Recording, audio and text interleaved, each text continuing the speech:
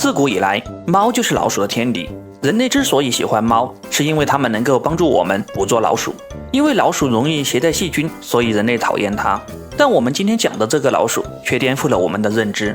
它成为了人类孩子的弟弟。老鼠还是猫的主人，不仅善解人意，而且还会开玩具跑车。大家好，我是小龙，今天给大家带来一部21年前带有童年记忆的电影《精灵小鼠弟》。查理一家只有一个孩子，名叫乔治。为了让乔治不孤单，他们决定给乔治领养一个弟弟。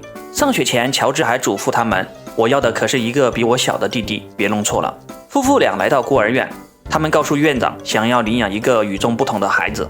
刚好到了休息的时间，查理夫妇便来到休息室看望孩子。望着这一群精灵可爱的孩子们，查理夫妇感觉很为难。各个孩子都很喜欢，根本不知道选谁。在查理夫妇一筹莫展的时候，一只小老鼠的声音吸引了他们的注意。他坐在夫妇两人中间，显得是那么的渺小。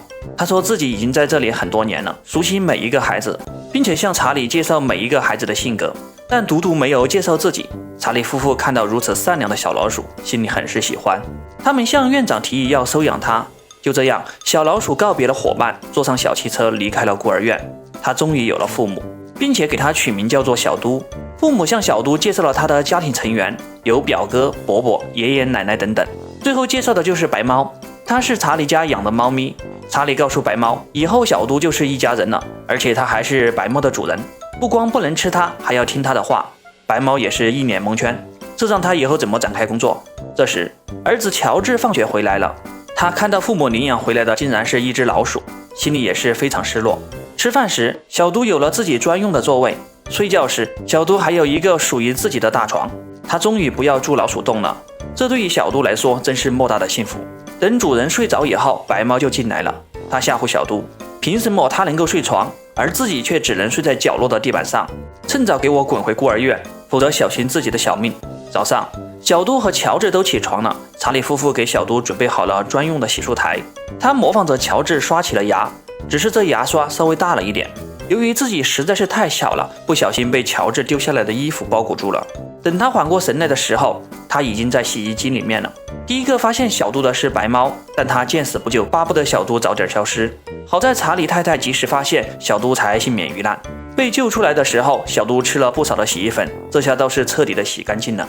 小都想要和白猫成为好朋友，还主动帮白猫倒猫粮，希望能和它友好相处。但这一幕却被白猫的朋友大黑猫看见了，他调侃白猫，猫的主人居然是老鼠，然后就哈哈大笑起来。在追逐的过程中，小都不小心闯入了乔治的玩具小屋，他仿佛来到了一个属于自己的世界。为了逗乔治开心，小都用自己的尾巴把自己绑起来，躺在玩具火车的轨道上拼命的呼救。顷刻间逗得乔治哈哈大笑。高兴之余，乔治拿出了自己珍爱的跑车玩具跟他分享，看这尺寸简直就是为小都量身打造的呀。这时他透过跑车的反光玻璃发现了一艘未完工的帆船，原来不久后学校就要举行帆船比赛。就在这个时候，查理夫妇也来到了这里，他们鼓励乔治参加比赛。一家人其乐融融的样子被窗外的白猫看到，他心生嫉妒，于是在朋友花猫的带领下找到了野猫帮忙。听到老鼠成了猫的主人，这简直是奇耻大辱。野猫当即就答应了白猫，帮他赶走小都。很快就到了比赛的日子，乔治的遥控器在比赛现场不小心掉在了地上，被别人给踩碎了。这下可麻烦了，原本就没有信心的乔治，加上没有遥控器，根本控制不了船的方向。为了不让乔治伤心，小都直接驾驶着船开始了比赛。在他的操控下，小帆船比任何一艘船都要厉害。最后，乔治成功赢得了比赛的第1名。他们还拍下了一张幸福的全家照。几天之后，家门口来了2只小老鼠，他们假扮成小都的父母前来认领小都。而且查理夫妇也觉得老鼠夫妇说的没错，他们毕竟给不了老鼠父母的那种疼爱。最后狠下心来答应老鼠夫妇带走小都。临走时，尽管乔治舍不得小都离开，但还是把玩具车送给了他。就这样，小都和老鼠夫妻回了家，开着车消失在街道上。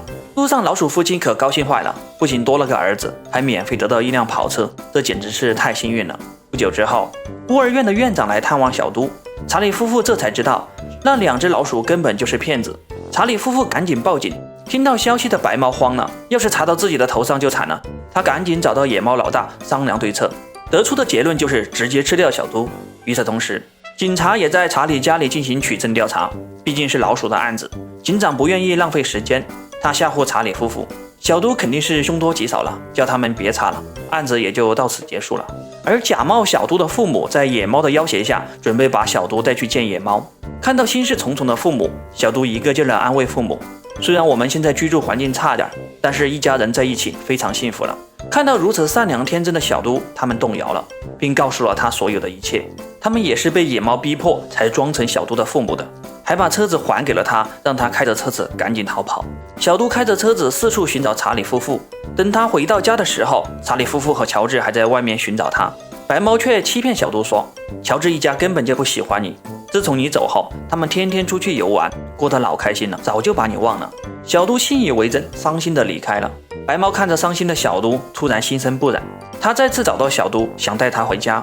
白猫找到树上的小都，假装要吃掉它，实际上则是带着小都跑路。就这样，白猫和野猫也发生了冲突。经过一系列的较量，白猫把所有的野猫赶下了河里，小都和白猫这才得以脱身，回到家里幸福地生活在了一起。本片是21年前的动画电影，在那个年代，连鼠的毛发都做得那么的逼真，算得上是良心之作了。